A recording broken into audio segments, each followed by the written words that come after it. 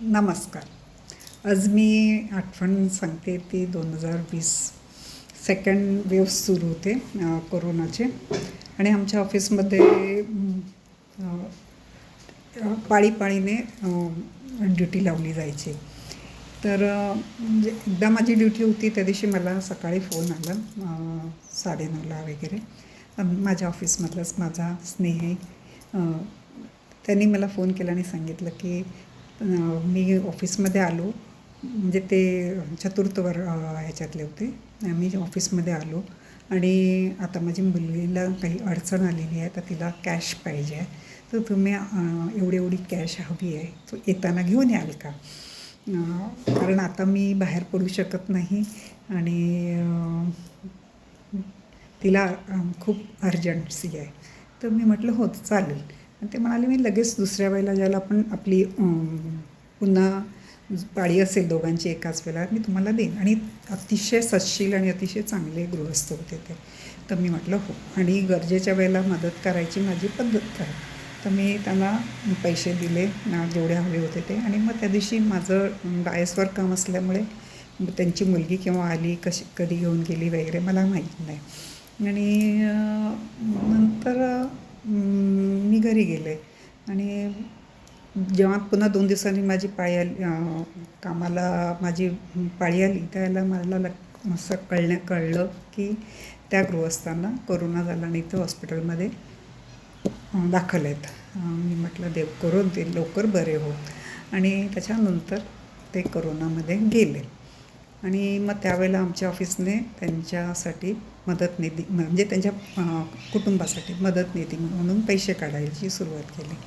आणि मी दिलेली अमाऊंट तर भरपूर होती आता. आणि मला माहीत नाही त्यांनी मुलीला सांगितलं आहे की नाही की मी ह्यांच्याकडून पैसे घेऊन तुला दिलेले आहे, हे त्यांनी सांगितलं की नाही ही मला माहीत नाही.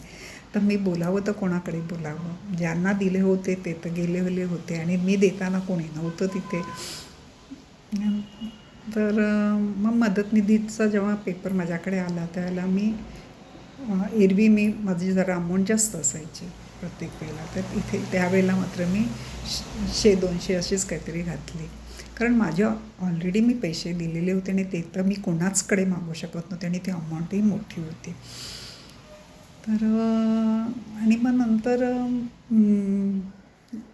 मला नंतर खूप दिवसांनी कळलं की माझी अमाऊंट छोटी होती ह्याच्याबद्दल इतका सगळ्या ऑफिसमध्ये एवढी मोठी पोस्ट, एवढा पगार आणि एवढेसेच अमाऊंट. मग मी साहेबांनी जेव्हा मला प्रत्यक्ष विचारलं तेव्हा साहेबांना सांगितलं, साहेब असं असं आहे, त्यांचं मला देणं आहे, मी एवढी अमाऊंट दिलेली आहे. मग त्यांना कळलं ती गोष्ट, पण प्रत्येक स्टाफला काही मी सांगत बसले नाही. पण मला खूप कौतुक वाटतं अशा लोकांचं. ज्यावेळेला आमच्याकडे लग्न, कुठल्याही मदत निधी काही असेल, पहिलं अमाऊंट घालायला माझ्याकडे यायचा. का? मी माझी अमाऊंट मोठी बघून बाकीच्यांनी तसे करावी म्हणून. आणि मी कधीच कागद आल्यावर, यादी माझ्याकडे आल्यावर मी कधीच उद्या ये, मी दुसऱ्यांचं भरून आल्यावर ये असं नाही.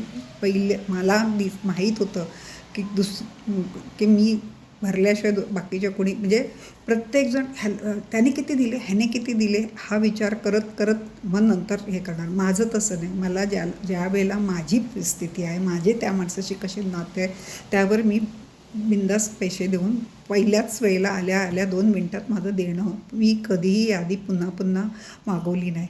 आणि हे सगळ्यांना माझी ही वृत्ती बऱ्याच लोकांना माहीत होतं. आणि पहिलं माझ्याचकडे पूर्ण कुठल्याही बाबतीतलं पैसे घेणं असू दे, पहिलं माझ्याकडे यायची की माझी अमाऊंट मी व्यवस्थित द्यायची म्हणून.